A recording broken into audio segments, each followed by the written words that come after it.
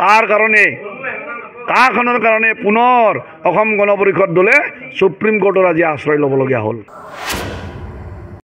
আৰু বিশেষকৈ ভাৰতীয় জনতা পাৰ্টিৰ লগত থাকি এওঁলোকৰ লগত মিত্ৰতা কৰি দলটো কিন্তু বহুত দুৰ্বল হৈ গ'লো আমি। এই কথাটো এতিয়া অসম গণ পৰিষদ দলৰ কেন্দ্ৰীয় সমিতিৰ পৰা তৃণমূল পৰ্যায়ৰ প্ৰতিগৰাকী কৰ্মকৰ্তাই এইটো অনুভৱ কৰে।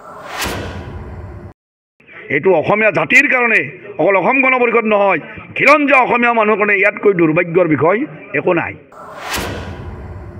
হিন্দু হওক মুছলমান, এজন বিদেশীৰ বজা আমি ল'ব নোৱাৰোঁ আৰু বজা আমি নলওঁ।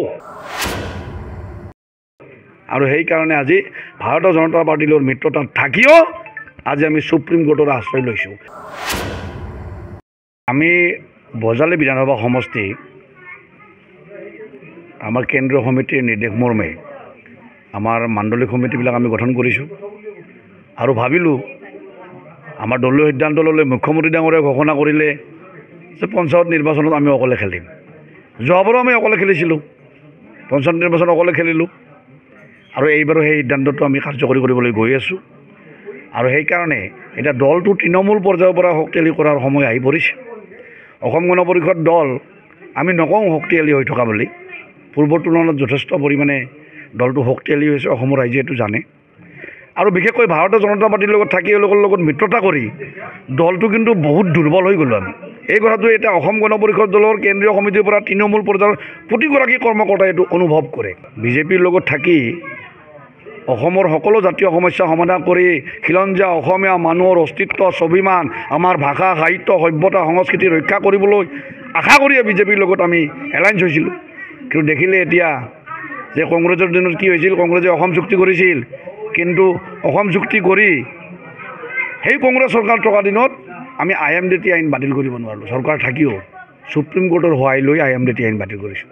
আৰু এতিয়া বহুত আশা কৰি সেই বাজপেয়ী আদৱানী ডাঙৰীয়াৰ আদৰ্শ, তেওঁলোকে অসম আন্দোলনৰ সমৰ্থন আছিল, অসমৰ বিদেশী সমস্যা সমাধান কৰা তেওঁলোকে সমৰ্থক আছিল। আৰু সেই আশা কৰিয়ে অসম গণ পৰিষদ দলে যে ভাৰতীয় জনতা পাৰ্টিৰ লগত থাকিলে দিল্লীত যিহেতু তেওঁলোকৰ চৰকাৰ থাকিব, হোম মিনিষ্টাৰ তেওঁলোকৰ লগত থাকিব, হোম মিনিষ্ট্ৰী অসম চুক্তি মানে কাৰ্যকৰী কৰাৰ কাৰণে নোডেল মিনিষ্ট্ৰী, গতিকে আমি আমাৰ সমস্যাসমূহ সমাধান কৰিব পাৰিম। কিন্তু দুৰ্ভাগ্যবশতঃ সেই কংগ্ৰেছৰ নিচিনা আৰু সময় আহি পৰিল। কাখনৰ কাৰণে পুনৰ অসম গণ পৰিষদ দলে সুপ্ৰিম কোৰ্টৰ আজি আশ্ৰয় ল'বলগীয়া হ'ল। এইটো অসমীয়া জাতিৰ কাৰণে অকল অসম গণ পৰিষদ নহয়, খিলঞ্জীয়া অসমীয়া মানুহৰ কাৰণে ইয়াতকৈ দুৰ্ভাগ্যৰ বিষয় একো নাই। এতিয়া আমাৰ যুক্তিটো কি অসম গণ পৰিষদ দলৰ, যে কাখন ভাৰতৰ অন্য ঠাইৰ কাৰণে ভাল। কিয়? যে আফগানিস্তান, পাকিস্তান, বাংলাদেশ, সেইসকল ঠাইত যিসকল আমাৰ সনাতনী ধৰ্মৰ মানুহ আজি নিৰ্যাতিত হৈছে, এইটো সকলোৱে জানে। তেওঁলোকক ভাৰতবৰ্ষৰ অন্য ঠাইত সংস্থাপন কৰক। কিন্তু অসমত বেয়া বুলি আমি কিয় কৈছোঁ? ইয়াত অসম চুক্তি আছে। 1971 চনৰ পৰা আমি 1951 চনৰ পৰা 71 চনলৈ সমগ্ৰ হিন্দু মুছলমান বিদেশীৰ বজা সমগ্ৰ ভাৰতবৰ্ষৰকে অসমে লৈছোঁ। ইয়াত অসম চুক্তি আছে। গতিকে ইয়াত এতিয়া আৰু এই অসমৰ নিচিনা সৰু ৰাজ্য এখনে হিন্দু হওক মুছলমান, এজন বিদেশীৰ বজা আমি ল'ব নোৱাৰোঁ আৰু বজা আমি নলওঁ। আৰু সেইকাৰণে আজি ভাৰতীয় জনতা পাৰ্টিৰ লগত মিত্ৰতাত থাকিও আজি আমি সুপ্ৰিম কোৰ্টৰ আশ্ৰয় লৈছোঁ। আৰু সুপ্ৰিম কোৰ্টে নিশ্চয় অসমৰ জনসাধাৰণক ন্যায় দিব।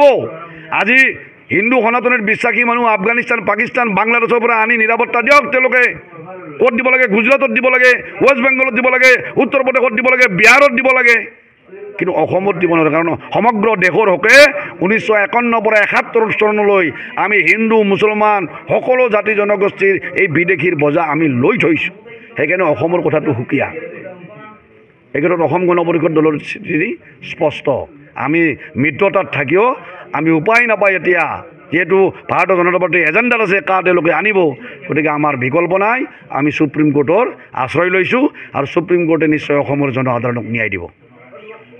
যিকোনো খবৰৰ বাবে যোগাযোগ কৰক 7099017330 অথবা 7099017990 নম্বৰত।